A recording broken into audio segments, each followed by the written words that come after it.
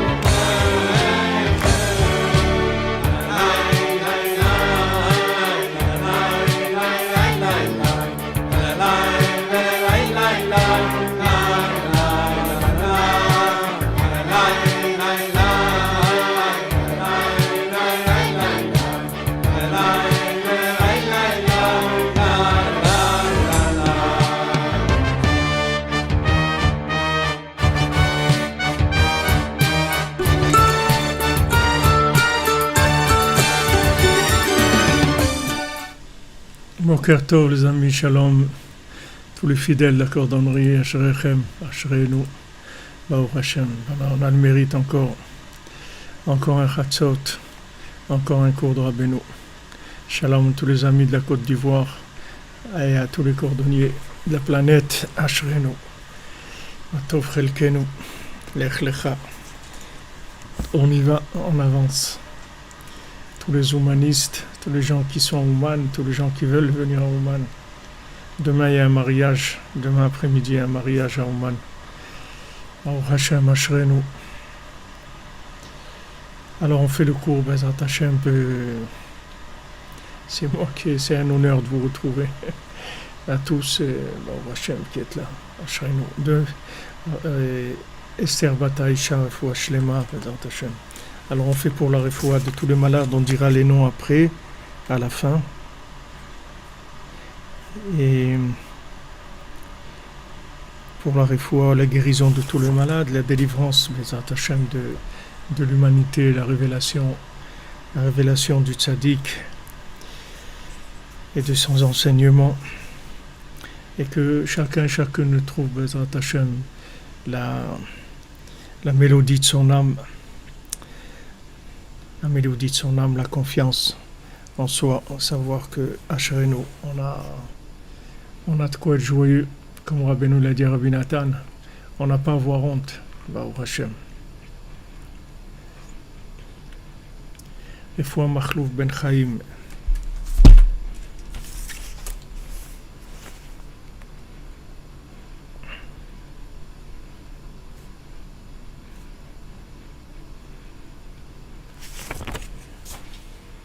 Merci Lyon Naflalo. Et fidèle, la bracha du tzaddik soit avec toi, Bezrat Hashem. Te bénir, t'accompagner, protéger, t'amener tout ce que tu as besoin. Et foi Shlema pour Dvorah Miriam Bat Korenayala.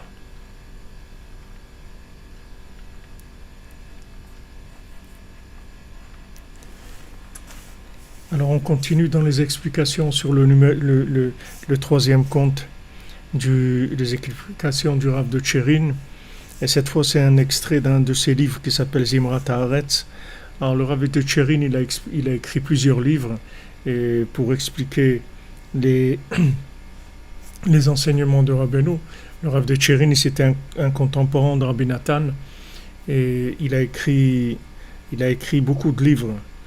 Et notamment il a écrit l'écouté Etzot Meshulash, où c'est comme un résumé de tout l'écouté Halachot, classé par sujet, par Aleph Bet, et il a écrit comme on a vu les passages d'avant de Yekara de Shabbata, c'est-à-dire il a écrit un livre où il interprète tout le l'écouté Moharan comme s'il parlait de Shabbat. Et aussi il a écrit un sefer qui s'appelle Zimrat Haaretz où il fait parler le Likutei Moharan, toutes les Torotes qu'il les fait parler d'Eretz Israël, c'est-à-dire il interprète tout le Likutei Moharan sur Eretz Israël. Alors dans de ces passages il va parler du conte, de notre conte du Chiger de l'infirme, le troisième conte des Sipurim Masiot. Donc il dit mais voir bifnim ki advarim stomim v'chatumim Levad me'armazim shekila Rabbeinu Zatzal. C'est-à-dire quand on voit le conte, on voit que tout ce dont Rabbeinu il parle dans ce conte-là, ce sont des choses fermées et scellées qui sont impossibles d'accès, si ce n'est quelques allusions que Rabbeinu a révélées de lui-même. Afal piken me voir shemedaber misod olam hatikun ubitul haklipot ve'asitra chara ve'et prinat ve'et ruach hatuma ha'avir min haaretz. Malgré ça, on voit que Rabbeinu il parle dans ce conte du Olam HaTikun, c'est-à-dire du monde parfait. Olam HaTikun, ça veut dire du monde parfait, du monde complètement réparé. Ou bitul haklipot ve'asitra chara, et l'annulation de toutes les clipotes, de toutes les choses qui viennent nous déranger, tout le côté négatif.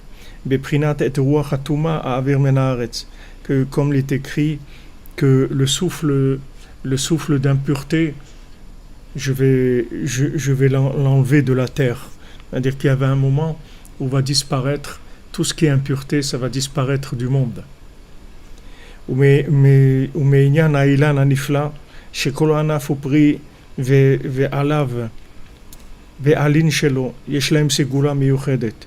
Et il parle de cet arbre extraordinaire, que toutes ces feuilles et ses fruits, toutes ces branches, et ses fruits et ses feuilles ont une propriété spéciale. Il y en a un qui donne des enfants, l'autre la guérison.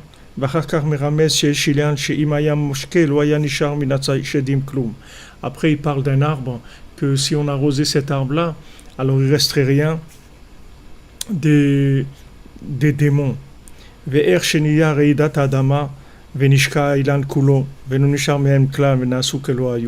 comment après il y a eu un tremblement de terre, et ce tremblement de terre il a permis d'arroser l'arbre entièrement, et il n'est rien resté de tous ces démons là. Comme c'est écrit dans Yecheskel, qu'il y a de l'eau qui sort de dessous la maison. Rav Meod, misé ou misé. Et sur le bord de la rivière, il y a de nombreux arbres, de très nombreux arbres, d'un côté et d'un autre. Vala nachal, ya'ale asfato misé misé, kol etz ma'achal, lo yibol aleu, velo yatum pirio lechadashav, yivachiker ki me'emav min ha'mekadesh, min ha'mikdash chama yotzim, ve'aya pirio le ma'achal ve'olu trufa. Alors il sort sur le côté de cette rivière-là, de chaque côté, des arbres fruitiers et qui ne fanent jamais, dont les feuilles ne fanent jamais. Et il y a jamais, le fruit ne s'arrête jamais. C'est pas des fruits, c'est pas des arbres fruitiers saisonniers, c'est des arbres qui donnent des fruits tout le temps.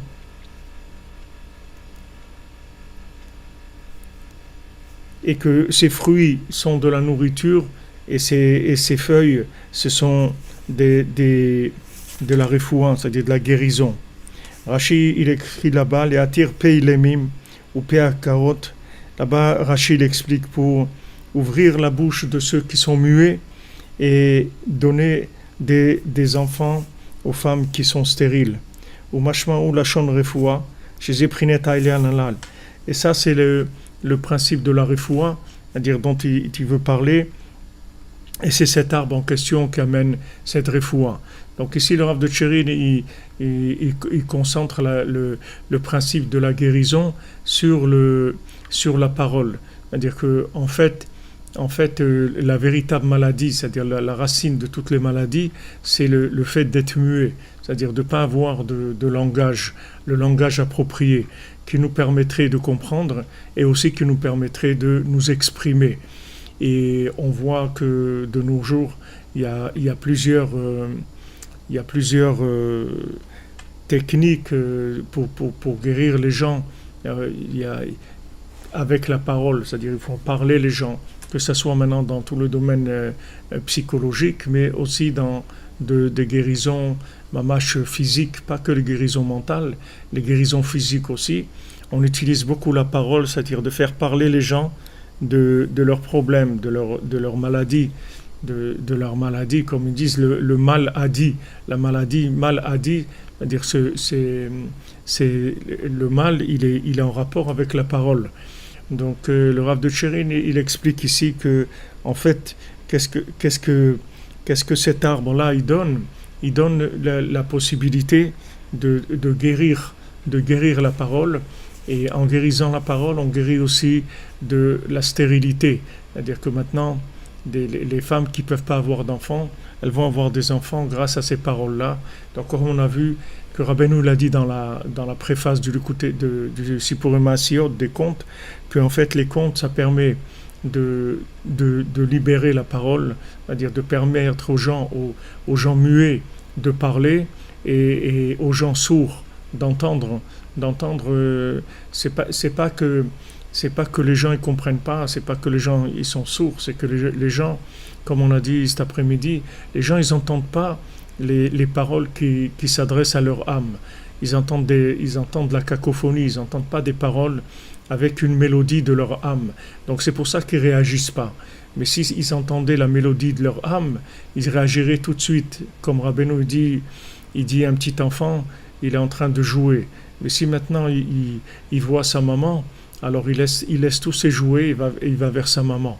C'est-à-dire si quelqu'un il entendait la musique, la mélodie de la bina, la mélodie de la déduction, la mélodie qui permet le yichud, entre l'union, la fusion de la lune et du soleil, c'est sûr que les gens ils arrêteraient toutes leurs bêtises et tout, parce que tout ce qui se fait comme bêtises dans le monde, c'est juste que parce que les gens ils sont frustrés, ils s'ennuient, ils ont rien à faire. C'est pour ça qu'ils travaillent, c'est pour ça qu'ils courent après l'argent, c'est pour ça qu'ils courent après les plaisirs, après les distractions, après tout ce qu'on veut. C'est parce que les gens, en fait, ils sont frustrés, ils sont pas joyeux, ils ont rien qui les comble, qui leur donne de la joie.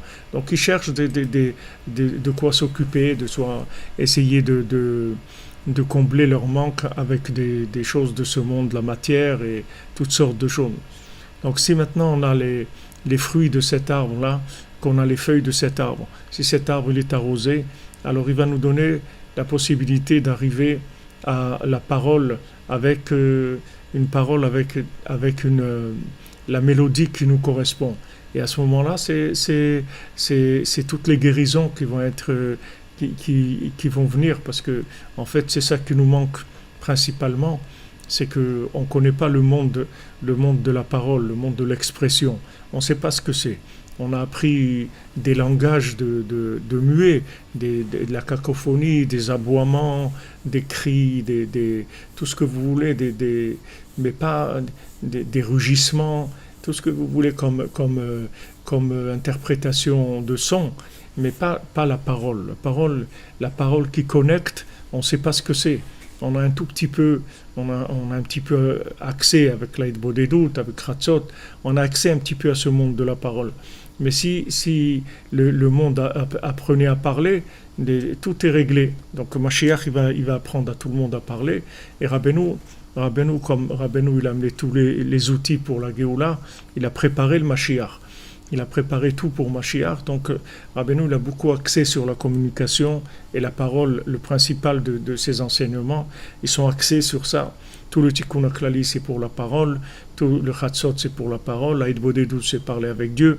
Tout est dans le principe de la communication. Avec ça on sort de la stérilité aussi, c'est-à-dire du fait de ne pas avoir d'enfant, de ne pas progresser. Un enfant c'est quoi? C'est le résultat d'un yichud, d'une fusion, d'une union entre le soleil et la lune, entre un homme et une femme. Dans la fusion entre les deux, ça donne un être qui est un enfant, qui est le résultat du soleil et de la lune qui se sont mis ensemble et qui se sont inclus l'un dans l'autre.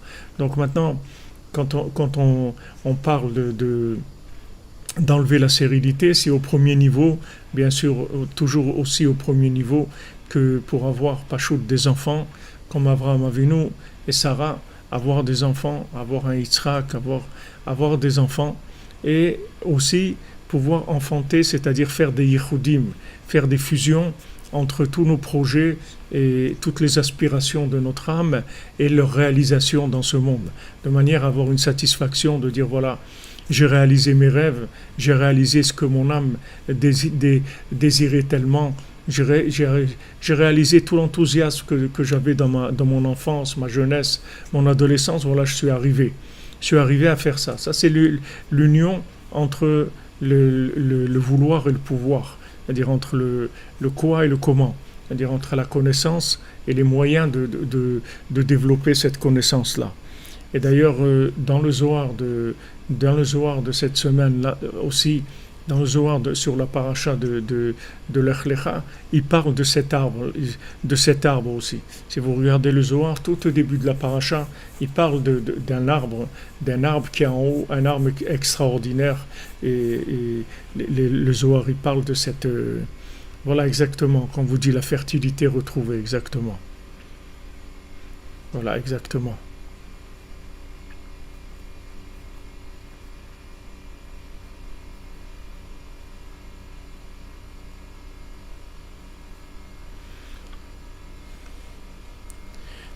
Si vous voulez, il faut trouver exactement Ruach Memalela, le souffle qui parle.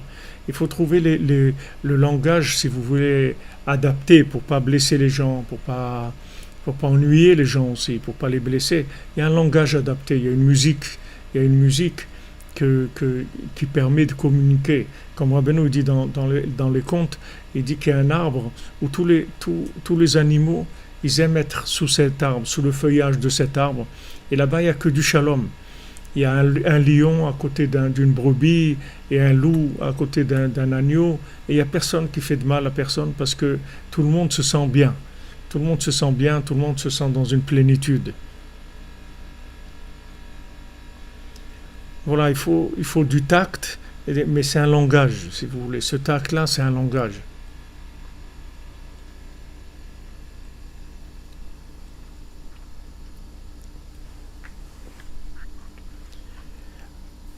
ואם האילן הזה הוא עצמו, זה האילן שאם היה מושקה לא היה נשאר מן השדים כלום, כמובן לכאורה בפנים. Et si cet arbre-là, il était arrosé, alors il ne serait rien resté de ces démons, comme on le voit plus loin. אם כן, מה שהשמש קובלת לפני הירח אודות זה האילן שהיא זורחת עליו ומייבשת אותו, maintenant le fait que le soleil se plaint et dit voilà, moi j'ai un problème, c'est que non seulement j'arrose pas l'arbre, mais je le dessèche. כן מה שהירח שיבה לה באשר שהיא דואגת בדאגת אחרים. Est-ce que la lune lui a dit toi tu t'occupes des affaires des autres? אבל היא דואגת דאגת וצער עצמה. Mais elle, la lune, elle parle de son problème à elle a sa souffrance à elle, que les démons, ils s'alimentent de ses pieds. Donc elle n'a pas de force dans ses pieds. Maintenant, si cet arbre était arrosé, donc il n'y aurait plus rien, il n'y aurait plus de démons, ils auraient tous disparu. Et il y aurait la refoua, la guérison pour la lune de sa douleur. Nimtza shebesod olam hatikun itaken hakol. Donc dans le secret du monde, du tikkun, dans le monde réparé, tout va se réparer. Il va y avoir une réparation totale de tout. ואפשר שזה עניין, ובתורתו הגיע יום ולילה, בחינת חיבור יום ולילה בתורה, מבחינת המקום שהיום והלילה מתקבצים יחד, המבואר בפנים, והיה כעת שלטו על פגי מים.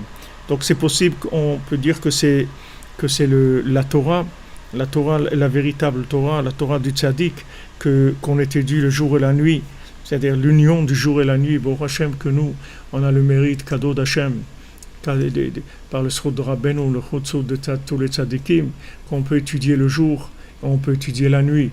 Bon Hachem, on arrose le jour, on arrose la nuit. Dans l'étude de Rabbeinu, on fait l'union du soleil et de la lune, l'union du jour et de la nuit, dans la Torah. L'endroit où le jour et la nuit se réunissent. Et il sera, comme Rabbeinu l'a rapporté le premier psaume, et il sera comme un arbre qui est planté au bord de l'eau. C'est l'arbre en question. Et c'est ça qu'il a mis en garde, Hachem, il a mis en garde Yehoshua quand il est rentré au début en Eretz Israël. Que ce livre-là de la Torah ne quitte pas ta bouche et que tu t'occupes de ce livre, c'est-à-dire de la Torah, le jour et la nuit.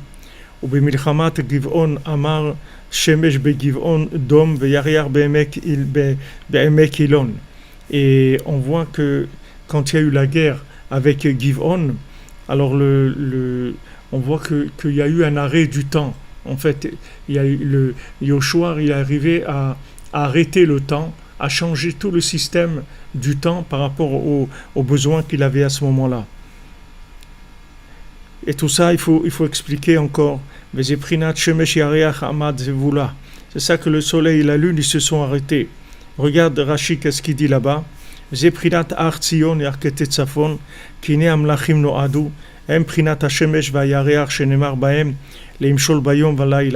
sont les rois qui se rencontrent. Et les rois qui se rencontrent, c'est le soleil et la lune, puisque le soleil, c'est le roi du jour, et la lune, c'est la reine de la nuit, comme c'est écrit dans le Zohar HaKadosh. Et c'est là où il va se passer tout le principe de Hibur Hashanim, c'est-à-dire quand on va ajouter un 13e mois, quand on va faire et qu'on va rééquilibrer le temps de manière à ce qu'il n'y ait pas un décalage entre le lunaire et le soleil et le solaire. C'est-à-dire que si on prend un calendrier solaire ou un calendrier lunaire, les deux ils vont être décalés. C'est-à-dire que le calendrier solaire il est trop théorique et le calendrier lunaire il suit trop le côté de la manifestation de la matière. Maintenant, le calendrier hébraïque, il utilise les deux. Il est en même temps solaire et lunaire. Il y a les deux. Et ça permet de rééquilibrer le décalage, si vous voulez, qu'il y a dans la Lune par rapport au Soleil. C'est-à-dire que dans le temps, il y a un décalage. C'est-à-dire que si maintenant on suit l'heure et on suit les jours solaires, si on suit 365 jours par an, on suit le côté solaire, on va arriver à un moment, on va avoir largué, si vous voulez, tout le côté lunaire, tout le côté de la nature, parce qu'on va se retrouver que en fait l'été il va être en hiver ou l'hiver il va être en été, c'est-à-dire que vous allez être le plein hiver, il va être au mois de juillet, après ça va revenir, c'est-à-dire que ça va se décaler complètement, c'est-à-dire le côté lunaire il va se décaler complètement par rapport au soleil. Donc il y a un ajustement à faire en permanence, de manière à ce qu'il y ait toujours un équilibre, que les saisons elles soient toujours en rapport avec le calendrier solaire, c'est-à-dire que les dates solaires elles correspondent à la réalité lunaire. Donc ça c'est tout le tikkun, c'est-à-dire que ça c'est olam tikkun, ça s'appelle la réparation, c'est-à-dire que si on arrive à remettre le rythme solaire qui soit complètement adapté au rythme lunaire, ça c'est olam tikkun. Donc ça il l'a mis en garde, Hachem à Yehoshua, il lui a dit, quand tu vas entrer en Eretz Israël, en fait, tu vas faire attention à t'occuper de la Torah le jour et la nuit. C'est-à-dire, fais attention d'unir le jour et la nuit avec la Torah. C'est pour ça que dans les synagogues chassidiques, en général, il y a toujours une étude qui dure à peu près 20-25 minutes en Israël, parce que en Israël, le temps entre le coucher du soleil et la nuit, il est très proche, c'est-à-dire il n'y a que 20-25 minutes, tandis qu'en dehors d'Eretz Israël, il y a plus de temps. Ça peut être 40 minutes, 50, 1 heure même, entre le coucher du soleil et la sortie des étoiles. Donc dans les synagogues chassidiques en général, la prière de Mincha, de l'après-midi, elle est 20 minutes avant le coucher du soleil. Et ensuite, les gens, ils étudient depuis le début du coucher du soleil jusqu'à la fin du coucher du soleil, qui est le début de la sortie des étoiles. Et pendant ce moment-là, il y a une étude, justement,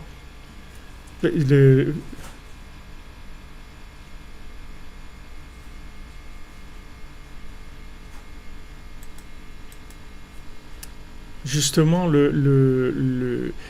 cette étude-là, elle est faite pour lier le jour et la nuit, c'est-à-dire permettre au jour et la nuit de communiquer, c'est-à-dire à communiquer, parce que maintenant, lui, l'infirme, il est arrivé dans cet endroit-là où le jour et la nuit se rencontrent. C'est la première chose à laquelle il est arrivé.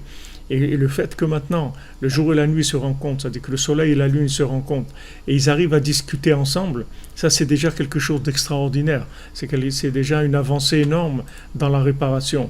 Après, il va s'occuper du problème des démons, il va s'occuper du problème des voleurs et des problèmes des démons. Mais la base du tikkun, c'est d'équilibrer le masculin et le féminin, de les mettre en communication et en fusion, c'est-à-dire qu'ils travaillent ensemble. Donc la lune, elle reproche au soleil. En fait, le soleil, lui, il se plaint qu'il arrose pas, que non seulement il arrose pas l'arbre, mais il le dessèche. Mais la lune, elle lui reproche, elle lui dit, au lieu de t'occuper de ça, tu devrais t'occuper du véritable problème. Le véritable problème, c'est que moi, j'ai les démons qui utilisent la force de mes pieds et j'ai pas de force dans mes pieds. C'est-à-dire que j'arrive pas dans la réalité, en fait, à réaliser la volonté d'Hachem. J'arrive pas à la faire descendre dans la réalité. C'est ça le véritable problème. Pourquoi ? Parce qu'il y a ces démons qui viennent prendre la force de mes pieds, c'est-à-dire qui en fait détournent complètement les énergies vers des choses négatives. Donc maintenant, pour réparer ça, lui il va là-bas et pour l'infirme, pour réparer cette chose-là, qui est la réparation du monde. C'est-à-dire comment éliminer ces démons, comment faire qu'ils ne soient plus là, qu'ils soient plus présents dans nos vies, de manière à ce qu'on n'ait plus des vies qui soient déviées, comme on dit, des vies qui déraillent, des vies qui partent dans des choses qui nous concernent pas en fait, puisqu'on est là quelques dizaines d'années dans ce monde et on a des choses à faire qui sont très importantes. On n'est pas là on n'est pas en vacances ici, on n'est pas là pour s'amuser, on n'est pas là c'est pas un monde de distraction, c'est pas un monde d'amusement, c'est un monde de tikkun, c'est un monde de réparation et on a quelques années pour réparer tout ce qu'on a réparé.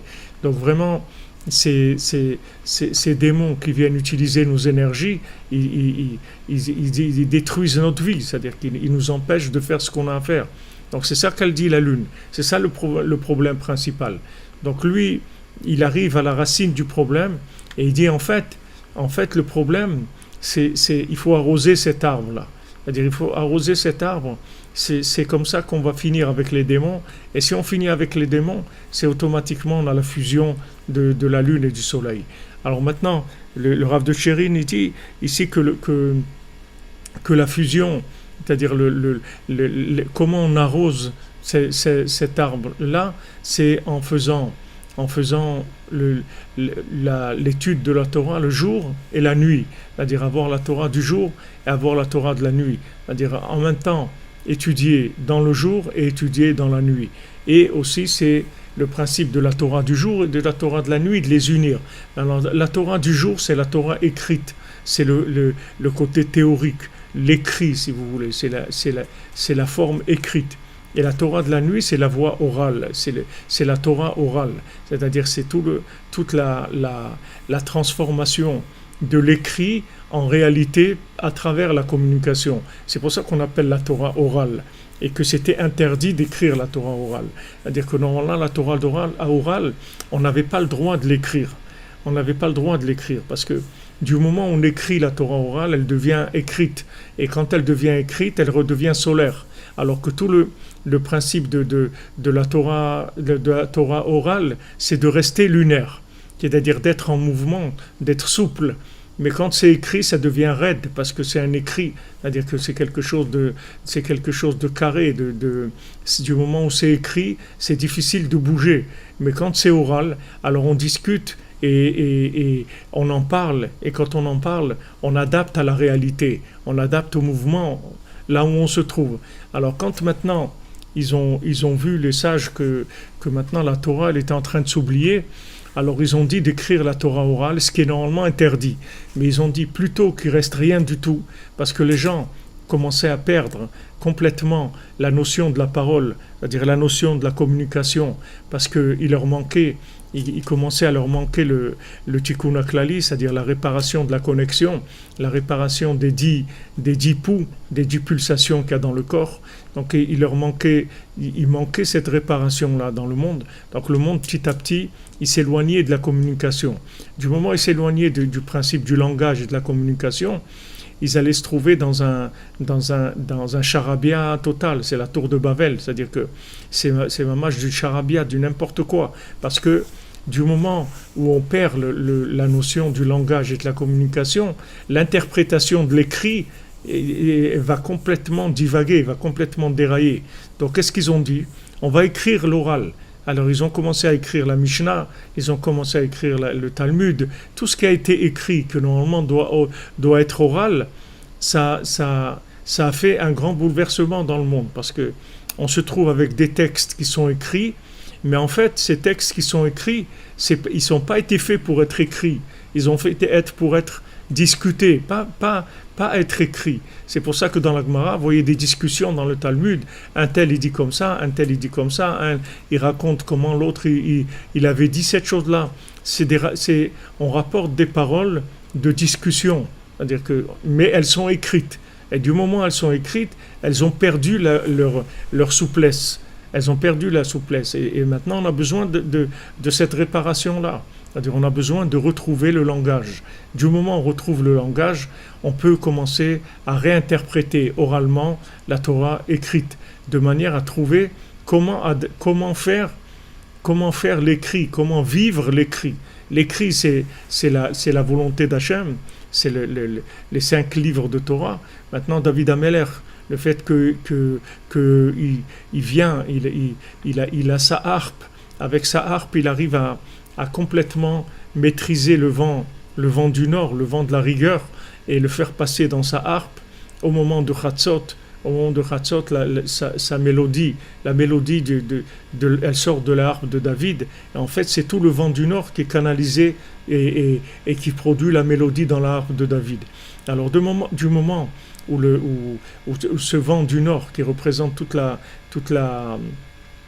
le principe de la rigueur qui vient de la Torah écrite, parce que le nord, Mitzafon Tipatachara, le mot Tzafon, c'est le nord, mais ça veut dire aussi Tzafoun, ça veut dire qui est caché, comme on dit dans la Haggadah de Pessah. Quand on dit l'afikoman, c'est-à-dire on va sortir l'afikoman, on dit Tzafoun. Tzafoun, ça veut dire ce qui est caché. C'est-à-dire, du moment où c'est caché, c'est-à-dire que le dialogue il est caché dans l'écrit, c'est-à-dire comme les gens ils disent c'est la vérité. Et souvent dans les disputes entre les gens, en fait, ils s'affrontent sur quoi ? Sur la vérité. Ils disent mais la vérité c'est ça, il faut dire la vérité, il faut être dans la vérité. Ils parlent de vérité, mais cette vérité dont ils parlent, c'est une vérité écrite, c'est pas une vérité vécue. Donc Hachem il a pris la vérité, il l'a jetée par terre. Et il a dit voilà, moi ce que je veux c'est du shalom, c'est pas de la vérité. C'est pas que Hachem il veut pas la vérité, mais il veut que la vérité elle devienne du shalom. Maintenant comment la vérité elle devient du shalom? C'est quand la vérité elle passe par l'art de David, c'est-à-dire quand la vérité écrite elle passe par la mélodie et elle se transforme en Torah orale, en enseignement oral, c'est-à-dire en enseignement de communication. Donc David Ameller, qu'est-ce qu'il fait? Il prend les 5 livres de la Torah, il en fait 5 livres des psaumes, des 5 livres de la Torah. Il a transformé les 5 livres de la Torah en 5 livres de psaumes. Et à ce moment-là, c'est le tikkun. C'est pour ça que Rabbeinu dit qu'avec les psaumes, on peut tout réparer quand on dit des psaumes. Si quelqu'un n'a pas envie de faire tchouva, ça va lui donner envie. Si quelqu'un il a envie mais il n'a pas trouvé la porte de la tchouva, il va trouver la porte.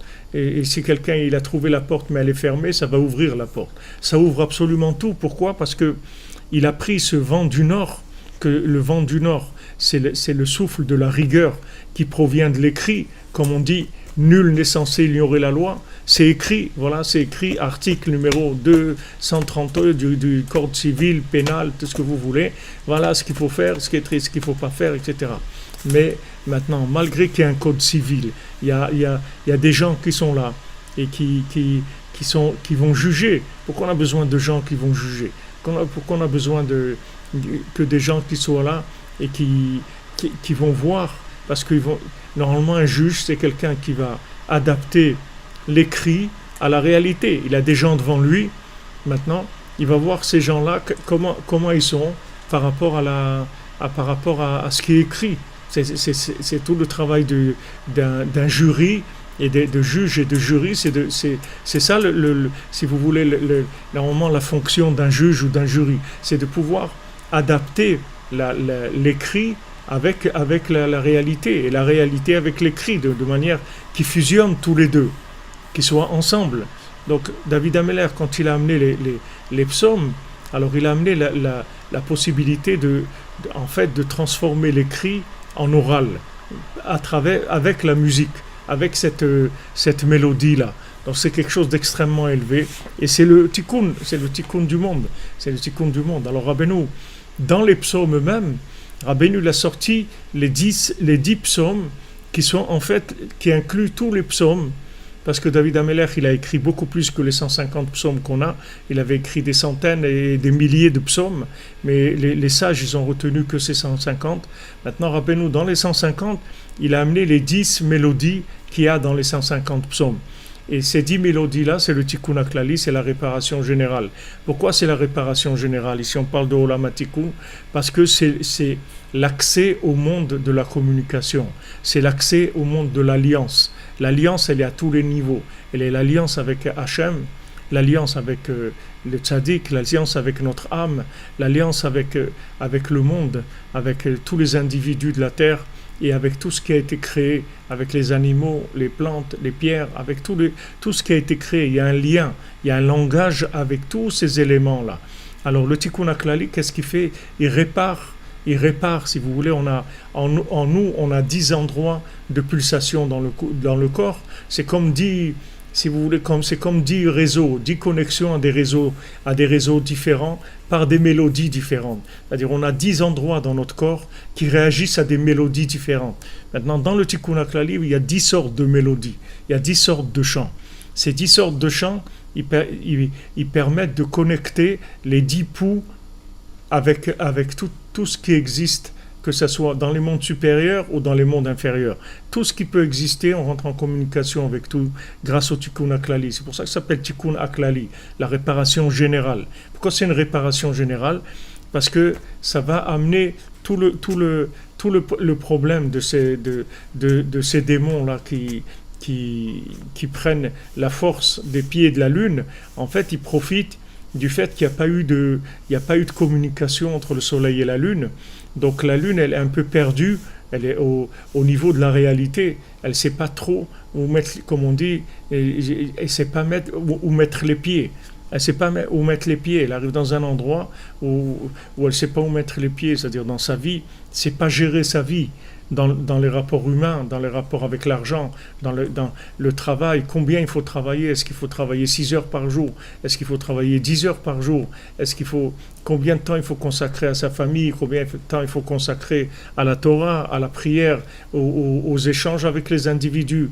Il y a toute une gestion de la vie à avoir. Maintenant, cette gestion de la vie, pour pouvoir gérer comme il faut avoir un outil de communication.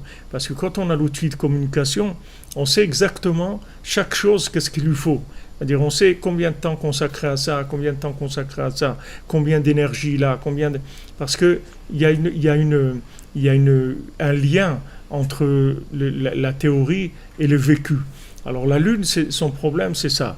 C'est pour ça que la réparation de la Lune, elle est liée avec la mélodie. C'est-à-dire, c'est la mélodie qui répare la Lune. Parce que la mélodie, elle va permettre de faire une fusion entre l'écrit et la réalité. Maintenant, quand il n'y a pas d'union entre l'écrit et la réalité, alors il y a de la rigueur. Cette rigueur-là, c'est quand maintenant le soleil, il n'arrive pas à communiquer avec la Lune. Il n'arrive pas à obtenir de la Lune qu'elle se comporte comme lui, il sait qu'elle doit se comporter. Quand que dans la réalité, on n'arrive pas à l'enseignement oral, c'est-à-dire l'enseignement pratique. On n'arrive pas à ça. Alors ça amène de la rigueur. Et David Ameller, la grandeur de David Ameller, David, Mashiach ben David, c'est justement cette chose-là extraordinaire, ce tikkun, avec la mélodie, de pouvoir faire le shalom. C'est-à-dire une vérité avec du shalom. Imaginez-vous si maintenant dans le monde, il y avait des vérités différentes, mais avec du shalom. Mais ça serait extraordinaire. Parce que quand les gens viennent avec leur vérité, c'est pas des menteurs. Il n'y a pas une seule vérité dans le monde. Il n'y a pas une seule vérité. Il y a des milliers de façons de vivre la vérité. Quand quelqu'un se bat pour la vérité, il a raison. D'après lui, la vérité, c'est ça. Et d'après l'autre, la vérité, c'est pas ça, c'est une autre vérité. Mais maintenant, pourquoi ils se disputent? C'est parce que il y a pas, si vous voulez, leur vérité, elle est théorique, elle est à l'écrit, mais elle n'est pas dans l'oral.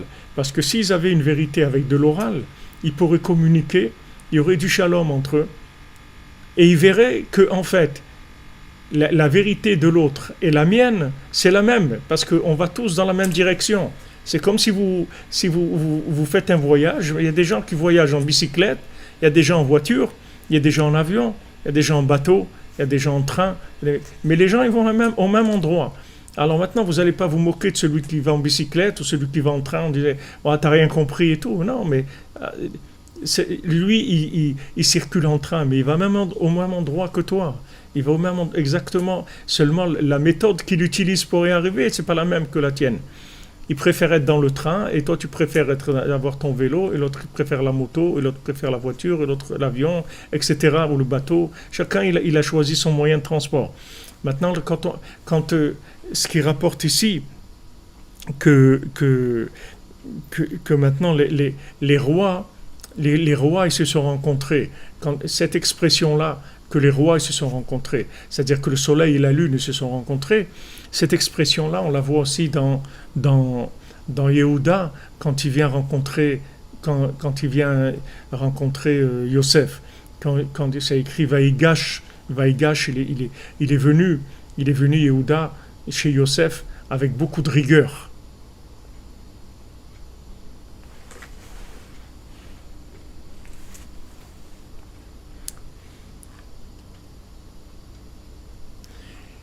Yehuda, il est venu avec beaucoup de rigueur.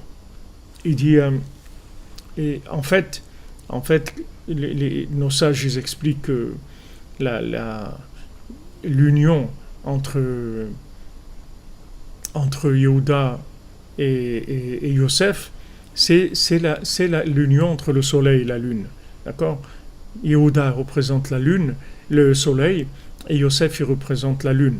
C'est-à-dire, Yosef, il représente l'alliance.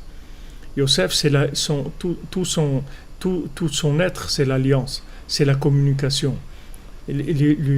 Toute la discussion entre Yosef et Yehuda, c'était ça. Yehuda, lui, il dit à Yosef, on peut imposer la vérité aux gens. Et Yosef, il dit non, c'est pas vrai. On ne peut pas imposer la vérité aux gens. Il faut leur faire vivre la vérité. Il faut qu'ils l'acceptent avec leur cœur. Il faut qu'ils soient d'accord avec la vérité. Et ça demande beaucoup d'efforts, de langage, d'expression. C'est pour ça que Yosef, il parlait 70 langues. C'est-à-dire qu'il faut savoir expliquer les choses de manière à ce que la personne soit convaincue, pas convaincue qu'on l'a vaincue, c'est-à-dire qu'elle soit convaincue, c'est-à-dire qu'elle sente en fait que ça parle d'elle, qu'elle lâche ses gardes, qu'elle ait plus peur de discuter, qu'elle ait plus peur d'écouter, et qu'elle soit ouverte, qu'elle soit prête. À ce moment-là, les gens ils vont tous accepter la vérité. Mais il y a un dialogue à avoir, il y a une recherche. Yehuda il dit non, on impose la vérité, puis c'est tout. Alors, maintenant, pourquoi Yehuda il est venu tellement en colère chez Yosef? Parce que Yehuda il n'en pouvait plus de ces manigances, c'est-à-dire ce qu'il faisait Yosef. C'est-à-dire que Yosef il vient, il leur remet l'argent dans leur sac, après il met la coupe de Yosef dans le truc de Binyamin, dans le sac de Binyamin, il enferme Shimon, après il enferme Binyamin. Et tout ce qu'il leur fait là, c'est tous ces stratagèmes qu'il fait. En fait, c'est pour les amener à communiquer. Il veut les amener à se mettre à table, comme on dit, c'est-à-dire il veut les amener autour de la table de communication. Allez-y, exprimez votre vérité. Qu'est-ce que vous pensez?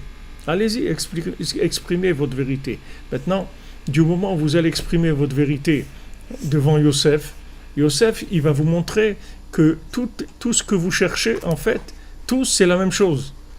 Seulement, le fait que maintenant, vous êtes dans une recherche qui est trop solaire par rapport au côté lunaire, c'est-à-dire que le côté lunaire chez vous, il y a encore des démons qui prennent l'énergie des pieds, ça fait que ça crée des divergences. Mais ces divergences, elles sont que solaires. C'est-à-dire que si maintenant, il y avait la lune qui recevait cette lumière-là de façon parfaite, c'est-à-dire qu'elle arrivait à vivre cette lumière dans la réalité, tout le monde découvrirait qu'en fait, on veut tous la même chose. Seulement, comme la lune, elle est prise par les démons, et que ces démons, ils sont toujours en train de faire des histoires, comme vous avez vu, ils se disputent tout le temps, ils font des guerres entre eux, etc. Parce que tout leur maintien, il vient du fait que des disputes des gens. Tant que les gens ils se disputent, les démons ils peuvent vivre. Le jour où les gens ils font le shalom, ils sont morts, ces démons. C'est fini. Ils peuvent plus vivre. Ils n'existent plus quand il y a le shalom. Les démons, ils n'existent plus. Mais pour arriver au shalom, il faut un langage. Maintenant, les gens, pourquoi ils s'affrontent? Pourquoi il y a de la haine? Pourquoi il y a vouloir détruire? Voilà, celui-là, Erdogan, il parle, l'autre, il parle, et Macron, il dit ça, et l'autre, il dit ça, et Merkel, elle raconte ça, et Trump, il dit... Pourquoi les gens, ils lancent des trucs comme ça? Des bêtises les uns par rapport aux autres? Pourquoi ils lancent des bêtises? Pourquoi ils n'arrivent pas? Parce que les gens, ils ont de l'écrit, mais ils savent pas traduire cet écrit en oral. C'est-à-dire ils savent pas traduire ce qui est écrit en quelque chose de vécu avec la mélodie. C'est-à-dire ils connaissent pas la chanson qui correspond à ces paroles. Il y a des paroles et il y a de la musique qui va avec ces paroles-là. Maintenant, quand on met la musique avec ces paroles, ça donne l'oral. Et l'oral, c'est quelque chose où tout le monde est d'accord. Tout le monde est d'accord. Maintenant, être d'accord, ça ne veut pas dire être comme l'autre. C'est pas ça, être d'accord. Ça veut dire qu'on fait tous notre travail ensemble, comme dans le corps. Vous avez la tête, vous avez les mains, les pieds, les genoux, mais tout ça, ça travaille dans un corps, dans une entité. Maintenant, ils ne vont pas dire, la main, elle ne va pas se disputer avec le pied parce que c'est pas une main, parce que le pied, il n'est pas une main, parce que l'oreille, elle n'est pas un doigt. Le corps, c'est-à-dire dans le corps, chaque élément comprend très bien que pour qu'un corps soit un corps, il faut des fonctions différentes. Mais ce que je vous dis là comme exemple, c'est Rav Ben Nachman qui ramène ça dans Corvéor. Maintenant, le corps, chaque élément du corps, il est conscient que si maintenant l'oreille c'était un doigt, ça ne marcherait pas. Il faut que l'oreille, ce soit une oreille, et que le doigt, ce soit un doigt. Maintenant, on ne va pas se disputer en disant, non, la vérité, c'est l'oreille, c'est pas le doigt. Mais non, le doigt, c'est une vérité. L'oreille, c'est une vérité. C'est deux fonctions qui sont tout à fait indépendantes dans leur façon de fonctionner, mais qui marchent, qui fonctionnent dans le même sens. C'est-à-dire, on va dans le même sens. On travaille pour un corps unique. Alors, mais maintenant, ça, pour arriver à ça, il faut avoir une vision globale. Parce que si vous avez une vision que de l'oreille, ou que du doigt, ou que du pied, ou que de la main, vous croyez qu'ils sont différents. C'est-à-dire qu'ils sont différents, c'est-à-dire qu'ils ne vont pas au même endroit. Non, ils sont différents, mais ils vont au même endroit. Donc le jour où la communication sera complètement ouverte, les gens ils vont accepter les différences parce qu'ils vont voir en fait qu'il n'y a pas de différence fondamentale, ce sont des différences fonctionnelles, c'est tout. Ce ne sont pas des différences fondamentales. Donc Hachem, quand il voit de la vérité, que cette vérité elle entraîne de la marloquette, de la dispute, alors il jette la vérité par terre, il met la vérité par terre, il dit à la vérité, descends par terre, mets-toi au niveau du sol, parce que moi ce que je veux c'est une vérité avec du shalom. Pas une vérité avec de la dispute, ça ne m'intéresse pas. Je veux une vérité avec de la paix. Et c'est possible, parce qu'en fait, si vous discutez, vous allez voir que tout le monde veut la même chose. C'est que de l'incompréhension, c'est tout. Pourquoi de l'incompréhension ? Parce que quand les gens passent dans l'action, dans le comportement, alors ils ont un comportement qui est incompréhensible. Pourquoi tu fais ça ? Pourquoi tu fais ça ? Maintenant, si vous explique, lui, pourquoi il fait ça, vous allez comprendre qu'il n'est pas contre vous. Lui, il fait ça parce que c'est sa façon de vivre, d'exprimer les choses comme ça. Mais il n'est pas contre il n'est pas contre. Il va dans le même sens que vous, seulement sa façon de le vivre, elle est différente. Alors Yosef, il discute de ça avec Yehuda. Yehuda, il dit non, on va amener la Géoula, on va amener la délivrance, on va imposer au monde le comportement qu'il faut pour la délivrance. Et Yosef, il dit non, c'est impossible. Sache que c'est impossible. Si maintenant, tu ne prends pas la patience de rendre les gens mûrs, de manière à ce qu'ils acceptent la vérité et qu'ils la vivent avec de la joie, avec bon cœur, tu n'auras rien fait du tout. Alors, Yosef, il dit à Yehuda, le jour où tu auras pris les gens qui sont les plus éloignés, les gens qui se sont éloignés de toute vérité, de tout, et ces gens-là, tu les ramèneras vers Dieu, alors à ce moment-là, tu pourras commencer à parler de Malchut, de Mashiach, c'est-à-dire du pouvoir messianique. Mais tant que maintenant, tu vois des gens qui sont chassés, qui sont éloignés, qui sont rejetés des systèmes parce qu'ils ne correspondent pas à la vérité qui a été imposée, il n'y a pas de Mashiach. Parce que le fait qu'il y a des gens qui se sentent rejetés, ça même c'est la preuve que la vérité elle n'est pas arrivée dans les pieds de la lune. Parce que si la vérité était arrivée dans les pieds de la lune, il n'y a personne qui se sentirait rejeté. Parce que tout le monde trouverait son lien avec la vérité. Alors, le fait que les gens ils se sentent rejetés, ça veut dire qu'ils n'arrivent pas à trouver leur place dans la vérité. Et les gens qui sont dans la vérité, ils les rejettent aussi. Donc il y a un problème. Il y a un problème uniquement de communication, c'est tout.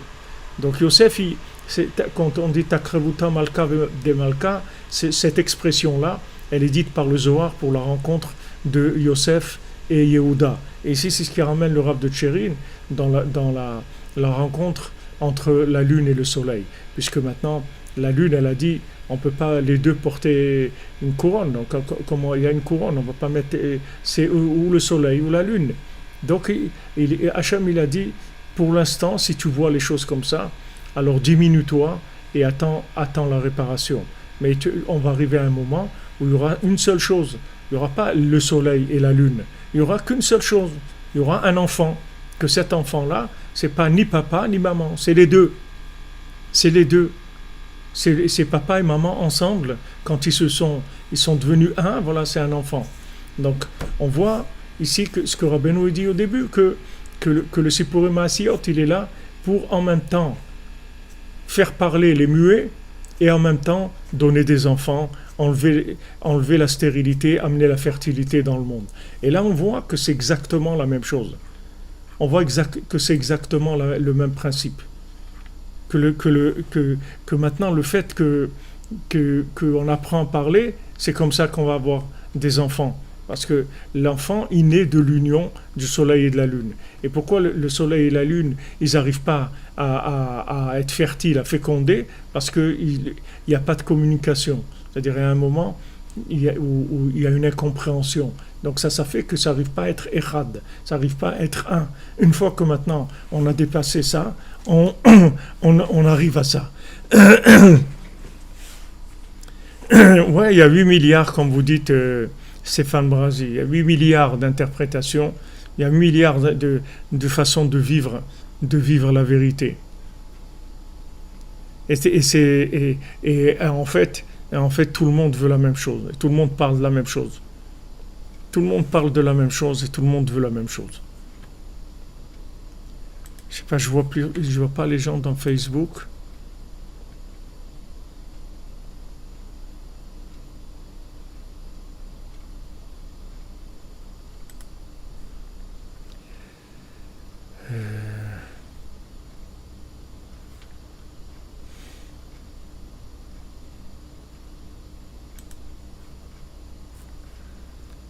On a un problème avec Facebook là, je sais pas qu'est-ce qu'il y a eu, mais ça s'est bloqué apparemment.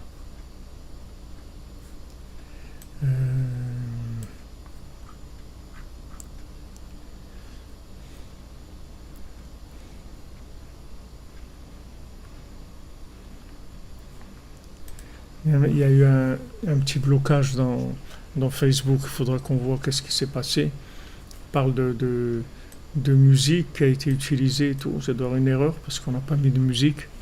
Shami Azor. Bon, voilà, on a ouvert un petit peu, ce qu'il a dit le Rav de Tchérin, et qui sont des choses très élevées. On a ouvert une petite goutte de ce qu'il dit ici, mais ce sont des choses extraordinaires qui nous donnent un peu une petite vision du Olam HaTikun, qu'est-ce qu'est le monde réparé. Alors, Bezat Hashem, on a fait le cours pour la refoua de Machlouf ben Chaim, Esther bat Aïcha, Esther bat Bila, Shimon ben Chaya, Anna bat Miriam, Alain ben Dora, Emmanuel ben Daniel, Mirela bat Sarah, Tinok ben Gordi Chaya, Li bat Limor, Esther bat Sarah, Neshama Doli bat Miriam, Michael ben Miriam, Lydia bat Nuna, Nuna bat Khadila, Chaim ben Ruiza, Léa bat Batsheva, Hector Chai ben Marie, Shalom Moshe Nachman ben Sultana Malka, Betzalel ben Rachel, Myriam bat Emily, Matityahu ben Dina, Véronique bat Dina, Moshe ben Esther, Israël ben Simcha, Tivia bat Aisha, Aisha bat Chasiba, Ruth bat Aisha, Ruth Mokoko, Yosef ben Esther, Shlomo ben Esther, Donna bat Zora, Dominique Deborah bat Pila, Rebecca bat Nicole Lisa, Tamar bat Alisa Aisha, Myriam Chana bat Chava, Elisha ben Deborah Lucie, Abigail Mélanie bat Liora, Deborah Myriam bat Corina Yala, Mazal Tov bat Chana, Israël Yitzhak ben Fortuné, Dan ben Rosa ben Amour, Ariel ben Mazal, Shmonodov ben Razala à Cohen, Eliyahu Nathan ben Yocheved à Cohen, Moshe Raphaël ben Chassiva à Lévi, Rachel bat Mercedes Meroul Chassimcha. Et pour l'élévation de l'âme de David Raphaël Fenchin, Joar Yvette bat Belara, Machlouf Chai ben Ninet, Joël Yocheved bat Mazal Tov, Odette Maïna bat Yosef, Maurice Moshe ben Arachim Suvan, Bénédicte Charles Kofi Black, Mesoda bat Simcha, Yaakov ben Chassiba, Chana bat Frecha, Shalom ben Rachel Azan, Dylan ben Elise, Nicole Julia Saada Mazal bat Sari, Abraham ben Yehuda, Daniel Aaron ben Juliette, Aaron ben Abraham, Joseph Désiré ben Émilie, Shmuel ben Zaira, Maurice ben Suzanne, Irène ben Rachel. Merci Christophe, qu'Hachem te bénisse, Vezat Hashem. Que des bonnes nouvelles. Que des bonnes nouvelles, les amis. Et je ne sais pas, nos amis qui sont sur Facebook, ils ont été bloqués. On espère qu'on va arriver à débloquer pour demain, Vezat Hashem. Voilà, alors on se retrouve à 14h, heure de Jérusalem, et 13h, heure de Paris, pour le cours demain, Vezat Hashem. Merci d'être là, les amis. Merci de votre présence et de votre soutien et de votre participation. et de votre sympathie et de votre gentillesse. Refoua pour Sarah Bat-Emmanuel, Zivou pour Jérémy Ben Laurence, une bonne santé pour Abigail Bat-Emmanuel et pour Robert Ben Virginie. Voilà, c'est des clés, on donne que des clés, c'est Sarah Benou, c'est que des clés. Refoua Shlema pour Aaron Mathieu Ben Kokoya, Bezrat Hashem. Soyez bénis tous.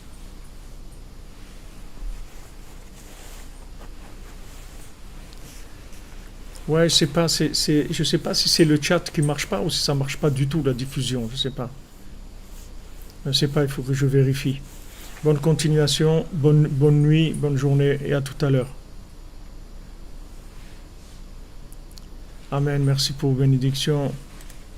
On avance.